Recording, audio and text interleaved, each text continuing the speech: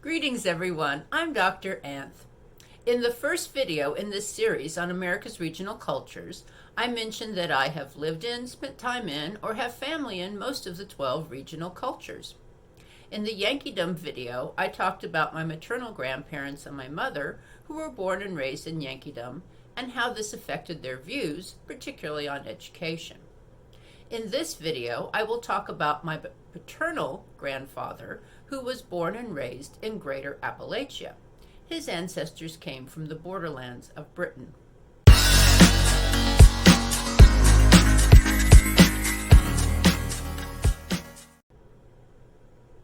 My grandfather Fuller was born in Paducah, Kentucky in 1881. When he was in his late teens, he migrated with his family to Dallas, Texas.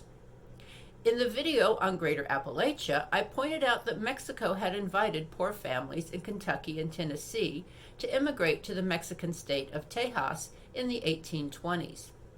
Evidently, Grandpa Fuller's family still saw East Texas as the land of opportunity. Grandpa Fuller was married twice before marrying my Grandma Fuller. Both of the earlier wives died without having children. My assumption is that they died in childbirth, which was fairly common in the early 1900s.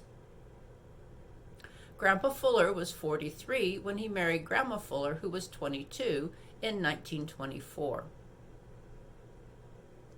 The first child of Grandma and Grandpa Fuller, a son, was born in 1926, followed by two more children, both girls, in the next 4 years.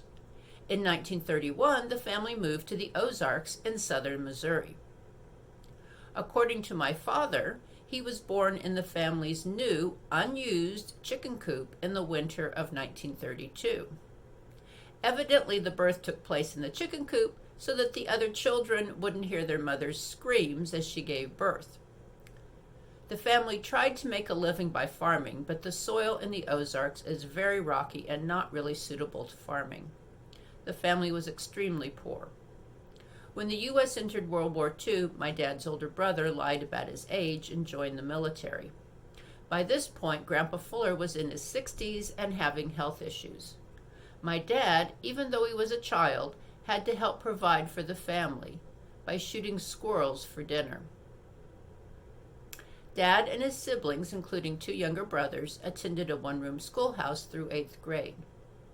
Dad did well in high school and was the first of his family who was able to attend college, which he did in the Midlands, where he met my mother. Despite being born and raised in Greater Appalachia, Dad moved out of that cultural region into more of a Midlands mindset, and then, encouraged by my mother, more of a Yankeedom mindset, where higher education is highly valued. When I was a toddler, Dad completed his master's degree in social work. Later, when I was 8, we were living in the El Norte region. He received his doctorate in social work. During my childhood, he was involved in the civil rights movement. We lived in the Deep South when I was a senior in high school. It was there that my younger sister and I walked with our dad in a civil rights march to protest working conditions in a factory in the city. After I finished high school, we moved to the left coast. My dad had finally found the region where he felt at home.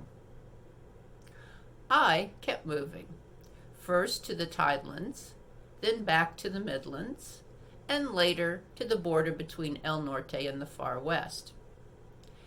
Then I followed my son and grandkids back to the Midlands. There is an aspect of the original settlers of Greater Appalachia that was evident in both my dad and me. Moving on to explore new frontiers. Thanks for watching, and please subscribe to my channel.